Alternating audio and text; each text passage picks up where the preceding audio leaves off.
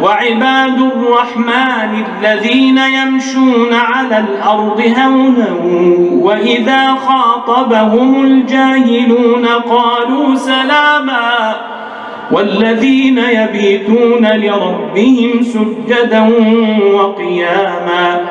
والذين يقولون ربنا اصرف عنا عذاب جهنم إن عذابها كان غراما إنها ساءت مستقرا ومقاما والذين إذا أنفقوا لم يسرفوا ولم يقتروا وكان بين ذلك قواما